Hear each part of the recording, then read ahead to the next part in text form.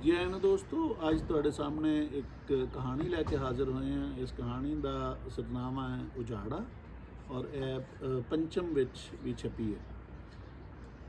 ਹਾੜ ਦੇ ਰੋਜ਼ੇ ਸਨ। ਰੋਜ਼ਿਆਂ ਵਿੱਚ ਦਫ਼ਤਰੋਂ ਛੇਤੀ ਛੁੱਟੀ ਹੋ ਜਾਂਦੀ ਹੈ। ਮੈਂ 3:30 ਵਜੇ ਆਪਣੀ ਗਲੀ ਵਿੱਚ ਪੁੱਜਾ। ਘਰ ਦੇ ਬਾਹਰ ਹਾਰਨ ਮਾਰਿਆ। ਹਾਲੇ ਕਿਸੇ ਗੇਟ ਨਹੀਂ ਸੀ ਖੋਲ੍ਹਿਆ ਕਿ ਮੈਂ ਆਪਣੀ ਬਾਰੀ ਵਾਲੇ ਪਾਸੇ ਇੱਕ ਬੁੱਢੜੀ ਮਾਈ ਤੇ ਇੱਕ ਅਧਖੜਜੀ ਜ਼ਨਾਨੀ ਵੇਖੀ।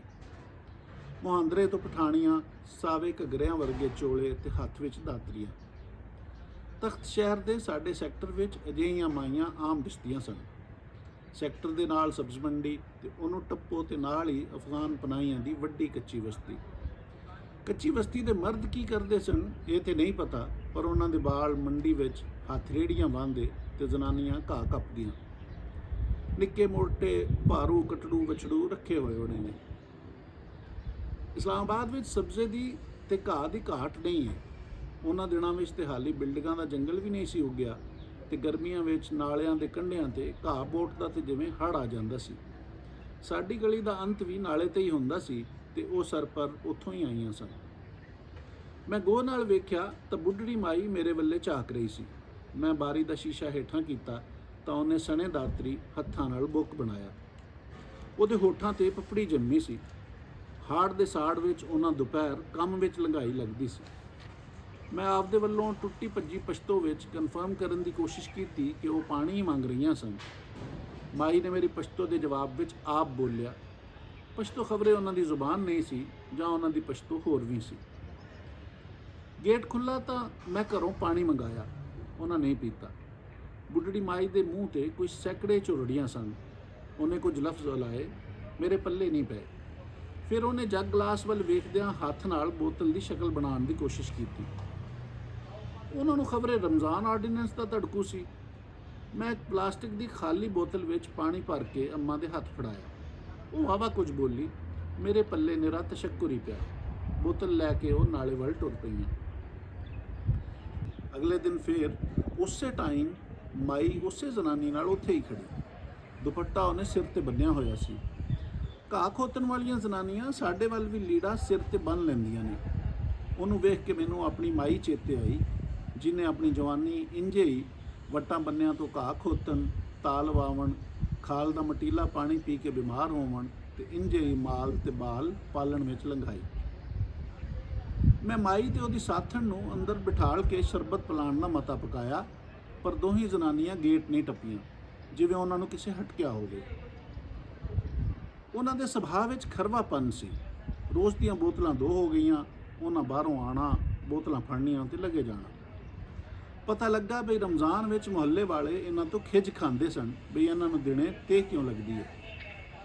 ਅਸੀਂ ਈਦ ਤੇ ਪਿੰਡ ਚਲੇ ਗਏ। ਪਿੰਡੋਂ ਪਰਤੇ ਤਾਂ ਅੰਮਾ ਦਾ ਆਣਾ ਜਾਣਾ ਘਟ ਗਿਆ, ਪਰ ਉਹ ਕਿਸੇ ਪਾਰਕ ਦੇ ਕੰਢੇ, ਸੜਕ ਜਾਂ ਕਿਸੇ ਝੁੰਡ ਵਿੱਚ ਉਹੀ ਸਾਵਾ ਚੋਲਾ ਪਾਈ ਦਾਤਰੀ ਪੱਲੀ ਨਾਲ ਨਜ਼ਰ ਆ ਜਾਂਦੀ।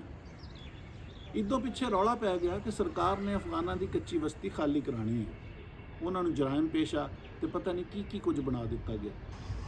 ਜਿਨ੍ਹਾਂ ਮਿਡਲ ਕਲਾਸੀਆਂ ਦੇ ਉੱਥੇ ਪਲਾਟ ਸਨ, ਉਹਨਾਂ ਨੂੰ ਤੇ ਜਿਵੇਂ ਚਾਅ ਚੜ੍ਹ ਗਏ। ਮੀਡੀਆ, ਸੋਸ਼ਲ ਮੀਡੀਆ ਤੇ ਆਮ ਲੋਕਾਂ ਸਰਕਾਰ ਦੀ ਚੋਖੀ ਸਲਾਹਨਾ ਕੀਤੀ। ਕੁਝ ਮੇਰੇ ਵਰਗਿਆਂ ਪੋਲੀ ਆਵਾਜ਼ ਵਿੱਚ ਆਖਿਆ ਵੀ ਹਜ਼ਾਰਾਂ ਗਰੀਬ ਪਰਦੇਸੀ ਟਾਬਰੀਆਂ ਦੀ ਰਿਹਾਇਸ਼, ਰੋਟੀ ਰੋਜ਼ਗਾਰ ਦਾ ਮਸਲਾ ਹੈ, ਪਰ ਕਿਹਨੇ ਸੁਣਨੀ ਸੀ। ਇਲਾਕਾ ਸੀਲ ਹੋ ਗਿਆ। ਰੇਂਜਰ ਪੁਲਿਸਾਂ ਅੱਪੜ ਗਈਆਂ। ਕੁਝ ਅਮੀਰ ਘਰਾਂ ਦੇ ਕੁੜੀਆਂ ਮੁੰਡੇ ਜਿਹੜੇ ਇੱਕ ਖੱਬੂ ਪਾਰਟੀ ਵਿੱਚ ਸਨ, ਬਸਤੀ ਬਚਾਉਣ ਆਏ ਤੇ ਸਿਰ ਪੜਵਾ ਕੇ ਤੇ ਡਾਂਗਾਂ ਖਾ ਕੇ ਗਏ। ਹੋਰ ਕੋਈ ਨਾ ਕੁਸਕਿਆ ਤੇ ਨਾ ਹੀ ਕਿਸੇ ਨੂੰ ਕੋਈ ਹਮਦਰਦੀ ਸੀ। ਲੋਕਾਂ ਭਾਣੇ ਉਹ ਇੱਕ ਫਿਲਮ ਵਰਗਾ ਸੀਨ ਸੀ। ਬੁਲਡੋਜ਼ਰ ਚੱਲੇ, ਖਬਰਾਂ ਆਈਆਂ, ਨਿੱਕੇ ਬਾਲਾਂ ਸਣੇ ਕਈ ਲੋਕ ਮਰ ਗਏ। ਮੀਡੀਆ ਤੇ ਪਾਬੰਦੀ ਸੀ ਬਈ ਆਪਰੇਸ਼ਨ ਦੀ ਖਬਰ ਵੀ ਨਾ ਲੱਗੇ। 2-4 ਦਿਨਾਂ ਵਿੱਚ ਬਸਤੀ ਵਿਹਲੀ ਹੋ ਗਈ ਤੇ ਜਿੱਥੇ ਹਜ਼ਾਰਾਂ ਲੋਕ ਵਸਦੇ ਸਨ, ਉੱਥੇ ਮੁਹਾਵਰੇ ਵਾਲਾ ਨਹੀਂ, ਅਸਲੀ ਵਾਲਾ ਹਾਲ ਫਿਰ ਗਿਆ।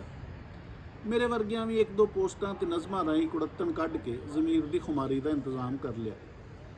1-2 ਹਫ਼ਤਿਆਂ ਵਿੱਚ ਸਭ ਕੁਝ ਨਾਰਮਲ ਹੋ ਗਿਆ। ਮਹੀਨਾ ਡੂਢ ਲੰਘਿਆ ਤਾਂ ਮੈਨੂੰ ਉਸ ਮਾਈ ਨੂੰ ਵੇਖਣ ਦੀ ਜਿਵੇਂ ਤੋੜਾ ਖੋਈ ਜੀ ਲੱਗ ਗਈ।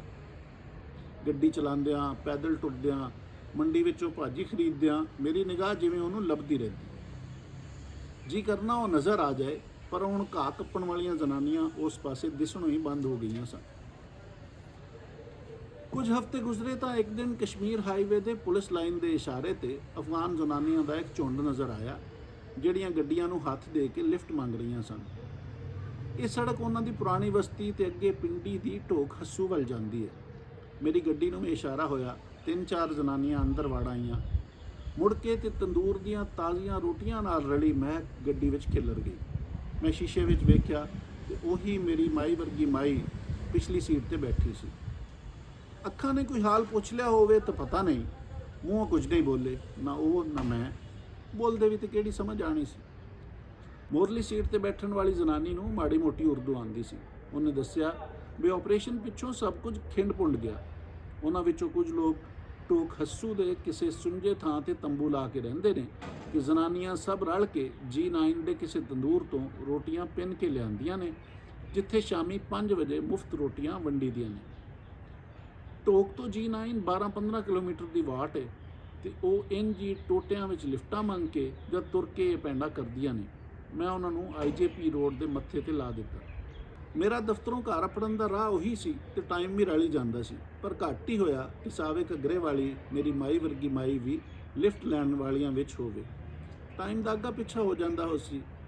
ਜਦੋਂ ਮੈਂ ਉਹਨੂੰ ਛੇਕਲੀ ਵਾਰ ਵੇਖਿਆ ਤਾਂ 2 ਜ਼ਨਾਨੀਆਂ ਉਹਨੂੰ ਸਹਾਰਾ ਦੇ ਕੇ ਗੱਡੀ ਵਿੱਚ ਬਿਠਾ ਲਿਆ। ਉਹਦੀਆਂ ਨੀਲੀਆਂ ਅੱਖਾਂ ਜਿਵੇਂ ਬੁੱਝ ਗਈਆਂ ਸੀ ਤੇ ਉਹਨਾਂ ਵਿੱਚ ਉਹ ਲਾਟ ਨਹੀਂ ਸੀ ਜਿਹੜੀ ਮੈਂ ਪਹਿਲੀ ਵਾਰ ਤੱਕੀ ਸੀ। ਪਤਾ ਨਹੀਂ ਉਹਨੇ ਜੰਮਣ ਲਾ ਤੋਂ ਹੁਣ ਤੱਕ ਕਿੰਨੇ ਧੱਕੇ ਠੇਡੇ ਖਾਦੇ ਹੋ ਸਨ, ਪਰ ਉਹਨੇ ਬਸਤੀ ਵਿੱਚ ਜਿਵੇਂ ਖਬਰੇ ਆਪਣੀ ਮਿਹਨਤ ਦੀ ਦੁਨੀਆ ਨਵੇਂ ਸਿਰਿਓਂ ਉਸਾਰ ਲਈ ਸੀ। ਖਬਰੇ ਅਖੀਰਲੀ ਉਮਰੇ ਦੂਜੀ ਦੁਨੀਆ ਉਜੜਨ ਤੇ ਭੀਖ ਦੀ ਨਮੋਸ਼ੀ ਉਹਨੂੰ ਖਾ ਗਈ ਸੀ। ਸ਼ੁਕਰੀਆ ਦੋਸਤੋ।